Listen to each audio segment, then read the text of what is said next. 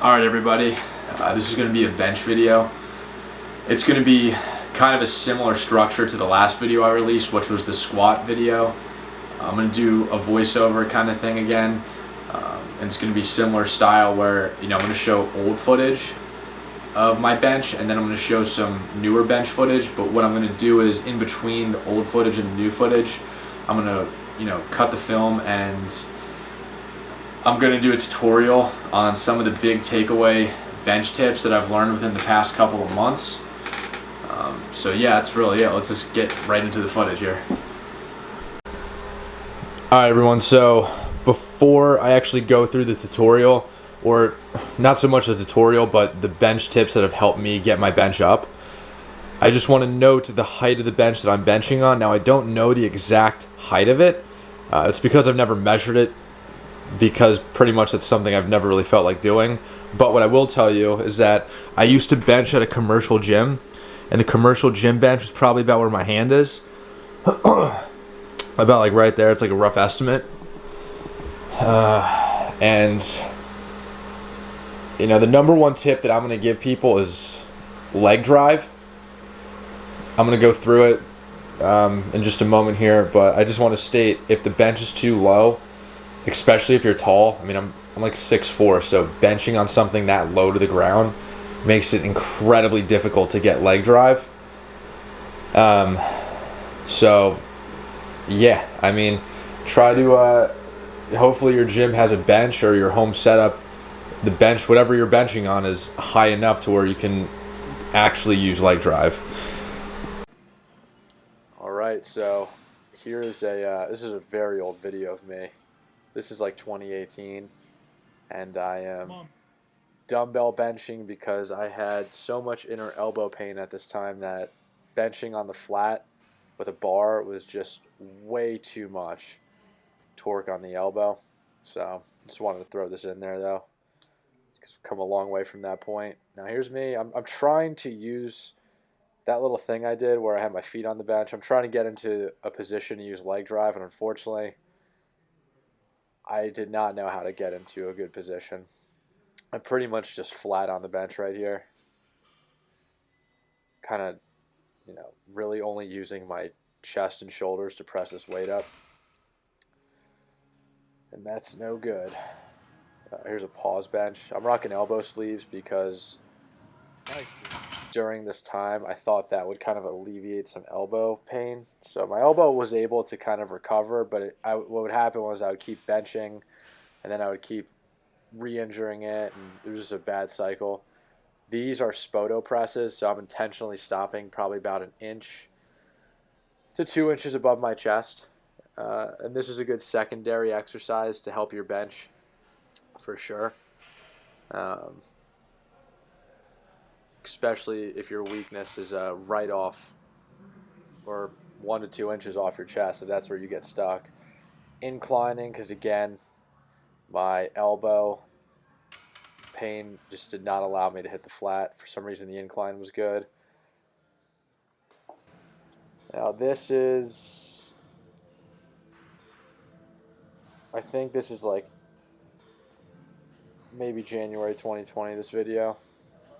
So I kind of got the right idea with the leg drive, but room for improvement that I'll go over in a second. Alright, so take a brief pause from the videos real quick, and I'm going to do a little tutorial on my favorite benching tip, which is leg drive. Now, one thing I want to state before I actually start doing this is that when I am unracking the weight, I always have the bar as far forward as possible.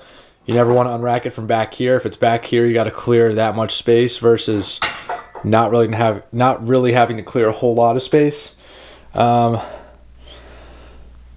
thing too that I also want to go over very quickly, just because I'm going over this quickly doesn't mean it's not that important. It's just it's a pretty simple thing. But your wrist, when you're benching, you don't want to be back here. You want to have a neutral wrist. You want to stack your joints. One more thing I would like to mention is if you're like a new lifter, like you just started going to the gym, leg drive is pretty much just turning the whole entire thing into a decline. So I'd recommend going on a decline bench if you have access to that, just to get a feel of what a decline bench is like. But yeah, that's really it. I'm gonna plop you guys actually on the side over here. That way you guys can see what my back looks like.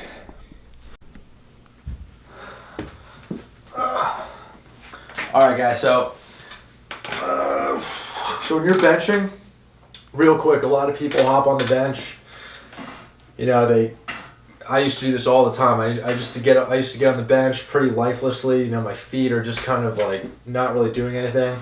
I'm sure you'll even see people who, when they're benching, they're like, you know, they're dancing with their feet almost. Don't want that. You want to be cemented into the position before you unrack the weights. Now, I grip the bar inside the metal rings, or whole barbell's metal, but I grip the bar inside the rings, so my pinky is just within that. That's a preference. That's going to be up to you to decide what is optimal for you, but this is how I set up. So I'm going to film this from two angles, but I lean back and I get my feet just about outside my torso width, and I put pressure on the balls of my feet just below the toes.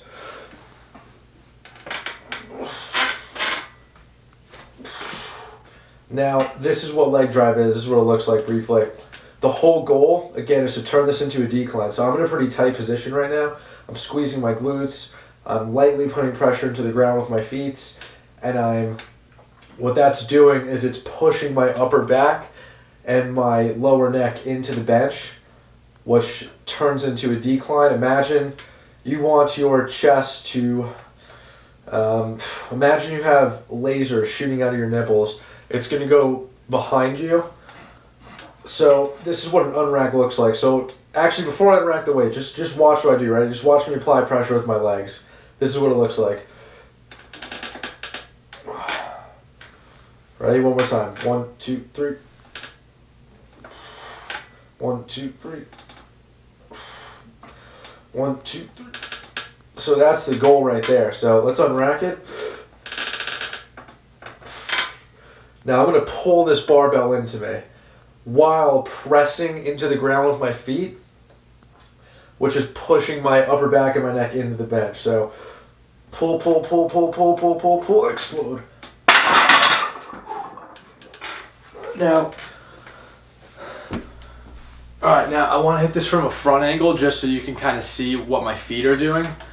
So notice how I'm going to get a spot with my feet. So I'm going to pick a spot. I'm going to cement my feet into the ground. So same scenario. So when I'm trying to get into that arch position, I'm going to come back here. I'm going to find my foot placement. So this is kind of about right here where I am right now. Again, this is preference. So it's going to depend on, you know, some people like to do this with their feet completely on the ground, so they apply pressure with their heels. I like to do it with the balls of my feet underneath the toes. So this is what it's going to look like. So take a deep breath, and I'm going to try to shoot my belly button to the sky while trying to press my lower neck and upper back into the bench. So ready?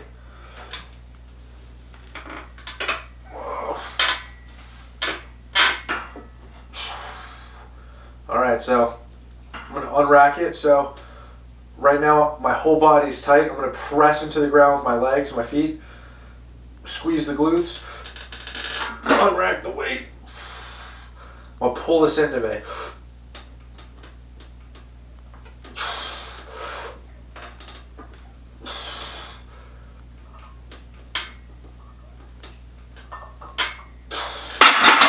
So keeping that tight position while you're on the bench is going to be the factor, I think, that for most people is going to help when it comes to lifting more weight. It's kind of just like the squat. When you unrack a squat, you have to be tight before you unrack the weight. You just can't unrack it softly and then just kind of find that tightness as you walk back. Because that's how I used to squat, and it was brutal. But As far as, squat descending, you want to pull yourself into the ground. Same thing on the bench. You want to pull this bar into you when you are bringing it to your chest. So I would say that staying tight is kind of the ultimate thing that I'm trying to get at here. But you stay tight on the bench by using leg drive. So one more time, because the more times I say it, the better it's gonna stick. And I don't want to overcomplicate and just overload with information, but you are pressing into the ground with your feet, pressing hard while squeezing your glutes on the bench, but you are pressing into the ground to press your back, upper back and lower neck into the bench to put yourself in a better position to lift more weight. So you won't just lift more weight because that's what I used to think. I thought if I just pushed into the ground, somehow I would just magically lift the weight easier. You're pushing into the ground to put yourself into a position to move the weight easier is the best way I would describe it. So, yeah. All right, one last thing before we cut to the footage here. This isn't so much a tip, just something I want to point out. If you ever watch like a how-to bench video on YouTube, everyone's going to talk about how you need to tuck your elbows in, which is 100% accurate. You don't want to be benching out here because that's how you snap your shoulders apart. But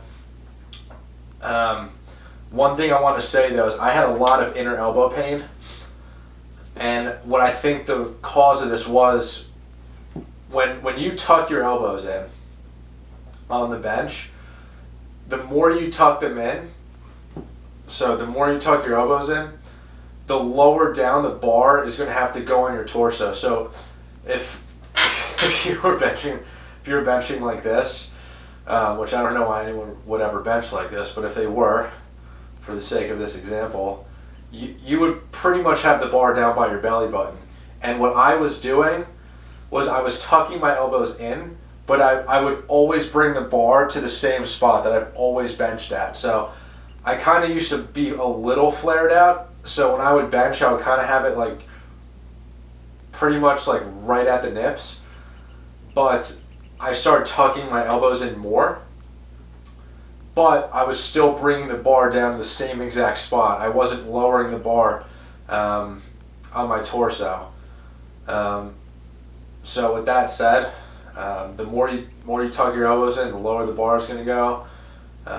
And then one more thing I would just like to say is, as far as the leg drive goes, you want to have your shoulder blades retracted. You want to pinch them back and really kind of, I guess, open your chest. I don't really know what this term would be, but you want to pinch them back. You don't want to have a flat upper back while you're benching. So let's cut right to the footage. So here is what my bench is right now. These benching videos you're about to see is me using leg drive, and I mean you could just tell how much more explosive I am. I mean, this is 225 for a set of 8. First time I've ever hit 8 on the flat with 225, and it's all thanks to using leg drive. Almost didn't get this last one, but blocked it out, got it. On here, I'm using a belt in this one just because there was a small period of time where I kind of just want to see. I've always seen people use a belt on bench. I've never really tried it, so I just wanted to kind of test the waters here. One thing I want to note when I'm benching in a program, I also have things like OHP, so overhead press with a bar. I'm doing pause benching. Pause benching is great. And then I'll do some slingshot benching. Highly, highly recommend the slingshot. Great way to put up some numbers. And it's kind of just like a fun gym toy that you can just lift way more than you should be able to. Now here I got a mat on the bench. And just real quick, I mean, this is 225. I've never been able just to rip that with that smoothly, I guess. Literally, leg drive for me has been all the difference from my bench. I mean, you saw what my older bench form kind of looked like, but the reason I had the mat was because when you're on it, when you're pushing your upper back into the bench, you don't want to be sliding around at all. You want to have like a solid structure that doesn't move. The only thing that's moving is really your arms. Unrack it, tight position. Now again, a lot of people are really just going to have to go on the bench themselves. Try some of this stuff out. It's going to vary though, based on height, weight, all that. You know, people are going to have different biomechanics. So it's all going to look a little different, but the idea is the same. Now, again, there's some people who, when they use leg drive, you see me, how I got my heels up. Some people keep their heels down. Some people keep their heel. It's all preference. I like doing it like that. That's just me. It's always worked. Here's me hitting I can't really see what this is, but it's over 225. It's either 230 or 235 for a set of 8. And here is my all-time PR on bench, which is 315. I mean, I got this 315 bench within the span of 3 months, and I probably started around, at the time, like a 230-ish kind of bench, but I had, you know, muscle memory. I've hit a 275 before in the past, so, you know, had some muscle memory there to regain. So yeah, that's pretty much it. The next video I'm going to release, I think I'm going to do a conventional deadlift video because I've started pulling conventional a little bit. So I'll catch you on the next one.